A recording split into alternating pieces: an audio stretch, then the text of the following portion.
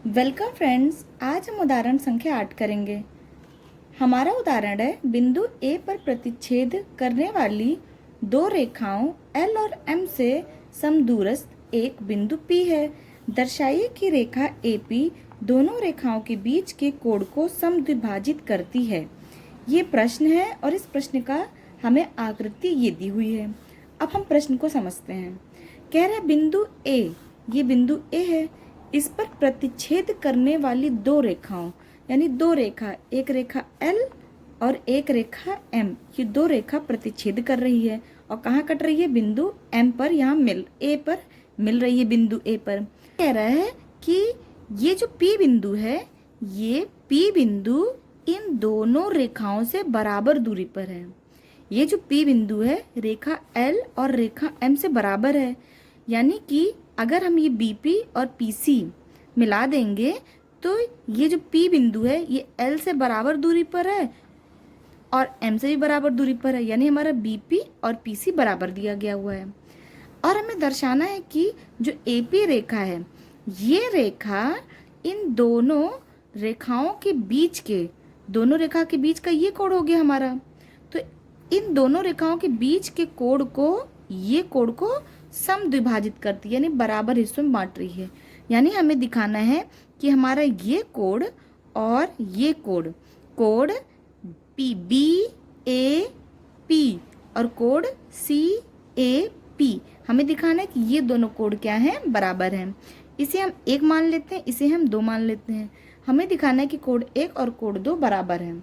ये तो हमारा प्रश्न है। अब इस प्रश्न का हल करते हैं। जो जो हमें दिया है सबसे पहले हम उसे लिख लेते हैं।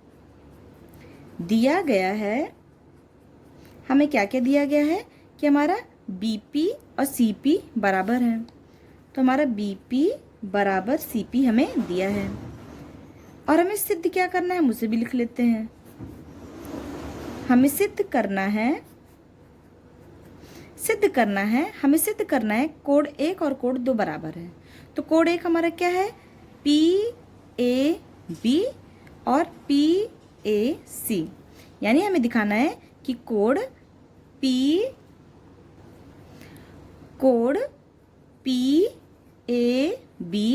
बराबर कोण PAC।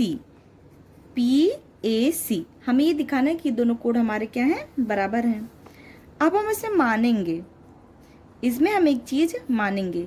और क्या मानेंगे? हमने ये माना कि जो हमारा ये PB है और ये PC है, PB हमारा L रेखा पर लंबवत है, अर्थात 90 डिग्री है, और वैसे ही हमारी जो PC रेखा है वो M रेखा पर लंबवत है, अर्थात 90 डिग्री है। तो हम यहाँ मान लेते हैं कि हमारा जो PB है वो लंबवत है L रेखा पर, PB हमारी L पे क्या है? लंबवत है, अर्थात अगर ये लंबवत होगी तो ये कितना होगा? अर्थात हमारा कोण PBA ये कितना हो जाएगा? 90 डिग्री हो जाएगा।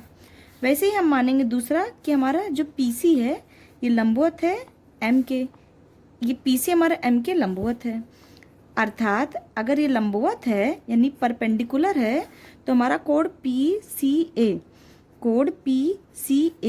ये कितना हो जाएगा? हमारा 90 डिग्री हो जाएगा। ये हमने मान लिया है। अब इन दोनों त्रिभुजों में देखिए, त्रिभुज PBA त्रिभुज में देखिए और PCA त्रिभुज में देखेंगे। इन दोनों को पहले हम रफ में बना लेते हैं। ये देखिए, हमने पहला त्रिभुज रफ में बनाया तो हमारा दूसरा त्रिभुज भी इसी प्रकार रफ में बनेगा। बना लिया हमने। ये हमारा है P, ये A और B। दूसरा P यहाँ से है तो P से शुरू करेंगे। ये A है, चूंकि ऊपर भी है तो यानी कि ऊपर हमारे यहाँ पे C आ गया। ये कोण 90 डिग्री दिया है, सो बना लिया हमने।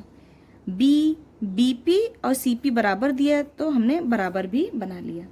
अब आप इन दोनों कोणों को, दोनों त्रिभुजों को देखिए तो यहाँ पे ये हमारा 90 डिग्री है और हमारा BP CP बराबर है, और यहाँ AP दोनों कॉमन है यानी उभयनिष्ठ हैं, यानी कि ये भी और ये भी हमारा क्या हो जाएगा? बराबर हो जाएगा। तो यहाँ से आप देखिए ये R, ये H और ये S, RHS क्राइटेरिया से ये दोनों त्रिभुज क्या हो जाएंगे? सर्वांग सम हो गए। और जहाँ ये दोनों सर्वांग सम हो जाएंगे वही हमारा PAB यानी कि ये कोड, और PAC यानी कोड 2, ये कोड, ये दोनों कोड क्या हो जाएंगे, हम दोनों कोड हमारे क्या हो जाएंगे, बराबर हो जाएंगे CPCT से। बस इसी को हमें शब्दों में लिख देना है। तो देखिए त्रिभुज PBA और त्रिभुज PCA में, इन दोनों त्रिभुजों में आप देखिए तो कोण PBA बराबर कोण PCA बराबर 90 डिग्री है। ये 90 डिग्री है और ये हमने माना है, तो यहाँ लिख लेते हैं कि ये हमने माना है।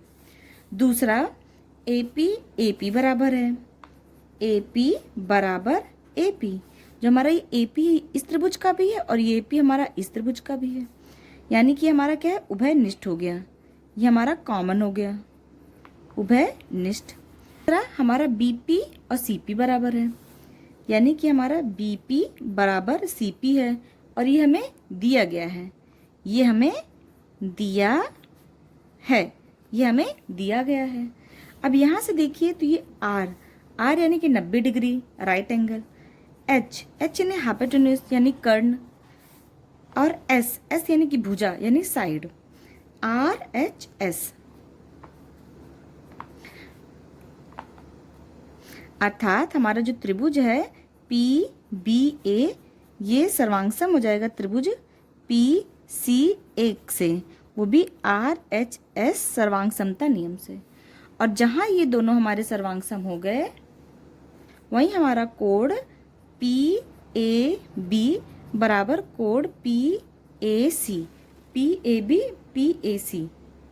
और हमें यही सिद्ध करना था, ये दोनों हमारे क्या हो जाएंगे, बराबर हो जाएंगे, वो भी CPCT से संगत भाग बराबर हो जाएगा, और ये इसका हमारा आंसर हो जाएगा।